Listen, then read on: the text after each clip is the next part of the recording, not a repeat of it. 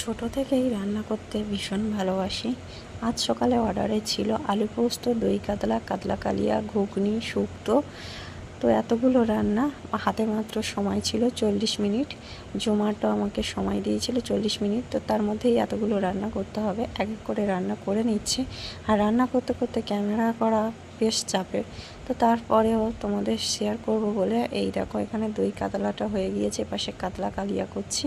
আর এর আগে ঘুগনি, শুক্তো এগুলো করে নিয়েছি, আলু পোস্তটাও তোমাদের দেখালাম। তার সাথে সাথে আজ মাথাটা এত ধরেছে কেন কি জানি না। রাত করে শুই, তার সাথে আবার সকাল সকাল উঠতে হয়, কারণ কিচেনের অনেক কিছু কাজ থাকে। একটা ক্লাউড কিচেন চালাতে গেলে সব কিছু হিসেব করেই করতে হয়। কখনো ভাত হয়তো শেষ হয়ে যায়, বা মটর সিদ্ধ থাকে না, বা ছোলার ডাল সিদ্ধ করতে হবে।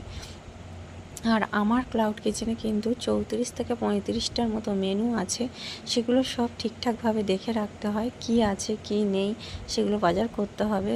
কখন ধরো আদা রসুন, এই দেখো যেমন আজকে আদা রসুনের পেস্টটা শেষ হয়ে গিয়েছে। আর আমি তো বেশি বেশি করে করি না, যাও 2 থেকে 3 দিনের মতোই পেস্ট করি, কারণ গন্ধ হয়ে যাবে, আমার ভালো লাগে না।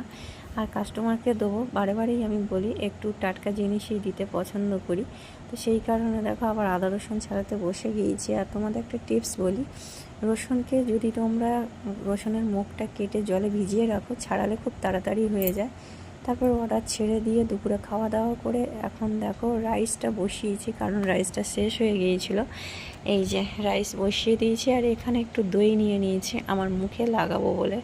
রান্না করতে করতে মুখটার যত্নই নেওয়া হয় না, সেই কারণে একটু টক দই তার সাথে একটু কফি নিয়ে মুখে লাগিয়ে নিচ্ছি। আর তোমরা কে কে এইরকম ঘরোয়া হোমমেড ফেস প্যাক লাগাও? আমি তো লাগাই মাঝে সাঝেই।